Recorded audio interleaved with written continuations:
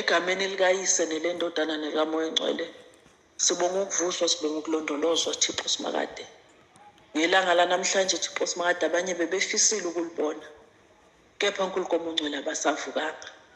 Siyabonga-ke thina moya ongcwele masisavukile Thixo Simakade, namanje asithwale Thixo Simakade ngekhathi zonke. Kungesikhona ukuhlakanipha kwethu nokwazi wethu, kodwa kepha kuwumusa wakho. Namanje moya ongcwele siyabonga ukusibe phakade. Amen.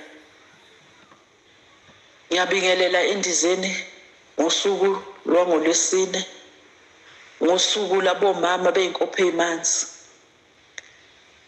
Namhlanje bazalwane ngizocela nje ungidlulisa na umlayezo. Angeke ngikwazi ukuchitha isikhathi esiningi, ngizodlulisa nje na umlayezo enguphathiswe wona. Kunenye incwadi engiyithandayo masifunda iBhayibheli ekaGenesis 37. Lapho uJosefa abafowabo bembophela uzungu. Abafowabo bembophela uzungu. Befuna ukumbulala ngoba bebona ngathi ubaba uthanda uJosefa kakhulu. Bayamenzela uzungu bazalwane. Bayahamba bayokwalusa imfuyo. Mabeyolusa imfuyo basithele endaweni ethizeni. Uyafika uJosefa ubuza omunye womuntu ukuthi ngabe wababona ngabafowabo. Bathatha ingubo yakhe bayicwilisa egazini udliwe isilwane sasendle. Uyafika ubaba lapha uyakhala ubaba kawe ngempilo yakho. Angithi bona bazi impilo zethu, bakhona abazibe impilo zethu. Bazazi left and right isithandwa sezulu. Bayithembele kuye uNkulunkulu. Yingakho uNkulunkulu amthatha wamhlenga. Noma ngabe bakubophela uzungu oluthini, kepha thatha konke ukubhekise kuNkulunkulu. Njengoba uNkulunkulu akwazi ukuhlenga uJosefa, wamthatha wamkhuphula waba yinkosi. Bathi bayangqiba kanti baqhiba imbewu, bathi bayambulala kanti kuzovuka imbewu, bathi bayangqiba kanti bavuka imbewu. Uthi ubalekele emndenini kubhede, uthi usemsebenzini kubhede, ubone kahle ukuthi hayi lo ngimkho hey ukugqibeke ngabusazi ukuthi uzokwenza njani ula mina ngizokulwela. Siyahlulwa ukuthula bathandekayo dekayo. Akuhlenge ugeze kube muhle ngeItopia lakhe. Siyabonga ekuseni uthi mama kube vuma bakunyathele vuma bagqibe kuze iphupho lakho lizofezeka. Lekhathi bekunyathela wena ungakhulumi kuze into zakho zizovuleka, kuze ngelinye ilanga bathi mabekunyathelile bazobuya bakhothamele. uNkulunkulu ukhulumile nawe, wakhuluma kahle. Ngile ngathanda isingeniso sakho laphayana. Sanibonani endizini, sanibonani. Siyabonga kakhulu njengokufunda. Siyazuza-ke endizini kakhulu, siyabonga nje kakhulu. Uma izwi likhuluma ngoJosefa, uthi uma ngalesikhathi bazama ukucindezela, ngesikhathi bazama ukucinzela phansi, uNkulunkulu uzokuphakamisa. Thatha ithemba lakho unike uNkulunkulu. Nangu noJosefa bazamishwa empilweni yomuntu. Futhi nje namhlanje kuwe akube nesibindi ukuthi uyaphila yiba nesibindi ukuthi. Siyabonga bazalwane egameni likaJesu. Siyanibingelela ekuseni, siyabonga umlayezo onamandla.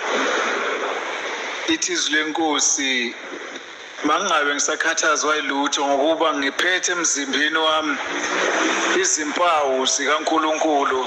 zikaNkulunkulu ukuba simelene nomoya namaqhinga kaSathane nabamqhele wameva baze babhala nje isiphambanweni phezu ekhanda lakho ukuthi lo uyinkosi yabaJuda. Ngijulise Nkosi othandweni lakho andisuku. Mase ngibeza bekhuluma ithinde nami ngicela ukugibela bazalwane. Nami ngicela ukugibela kakhulu eduze kamama nje ngihlala eduze kwakho sethinta indaba yaJosefa. Ngiyayazi le ndaba kakhulu mangiphethe iBhayibheli. Ulile sigxilile ngoba lithi izwi lenkosi sinamandla. okwenza konke ngayo isiqinisayo noma ngeke ngisabuhlehle ukuyobheka. Sanibonani endizeni, nifikelwa amagama athi noma umuntu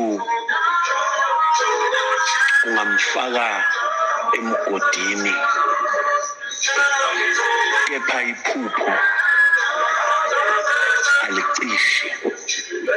Nathi sihamba nabevangelini bephika lo nkulunkulu, sinabe evangelini, asizukukhuluma ke okunye size sivumelane nabo esikwazi ukuthi bayingcenye yesinyokotho esaphuma nabantwana bakwaIsrayeli mhla bekhishwe eGibhithe beyezweni lesethembiso. Yibo laba bathi behamba endleleni babe bevusa ukukhuluma, babe bevusa ukukhononda ngoba bayisinyokotho.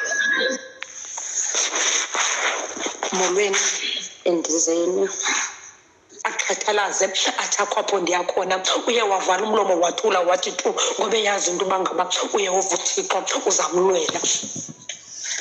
Sihlobo zami ezithandekayo enkosini, mama kwanganamhlanje singangaba mama hlobo zami ezithandekayo wathandaza uHagara wambiza ngasentla ngoba uthethulani uthini Thixwaka. Uye ndakhumbula ngenye imini umama endinguye umama uHana hlobo zami xa wayengcikizwa sisithembukazi sakhe uPenina simhlokoloza hlobo zami ngenxa yento yokuba uHagara uHana wayengabafumana abantwana hlobo zami ezithandekayo, wabuPenina engumthuthisi hlobo zami ezithandekayo.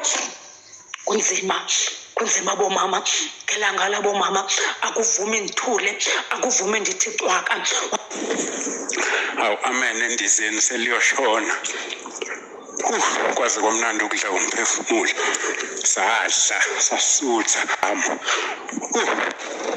sadla sasiyazi kahle ukuthi bakufaka amandla amasha. Bathe namuhla ukuthi mabathi bakuqumisele egodini, ingesikhathi lapha egodini bathi hamba uthatha amandla. Ngiyanibingelela egameni likaJesu waseNazaretha. Sibonga usuku, sibonga uNkulunkulu ngakho konke beyini eyenzakala empilweni zethu. uNkulunkulu nohlelo ngathi bese ngikhuluma ubaba khulume ngokuthi usucinga ulwandle asaphila namhlanje.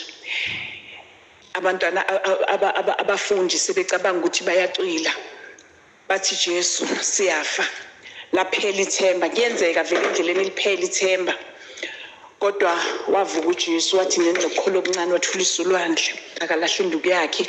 Wathi uJesu Kristu abobheka inyoka yethu sibophiliswe engathi baba ngabheka esiphambanweni. uNkulunkulu khona uyambona. Bese ngithanda le ka Exodus 14:14 ethi ke ningalwe mina ngizonilwela egameni lika Jesu. Siyambonga kakhulu uNkulunkulu, siyambonga nje ukuphilisa ukuthola izwi lakhe linamandla liphilile egameni lika Jesu waseNazaretha. Ngiyabonga bangcwele, enkosi.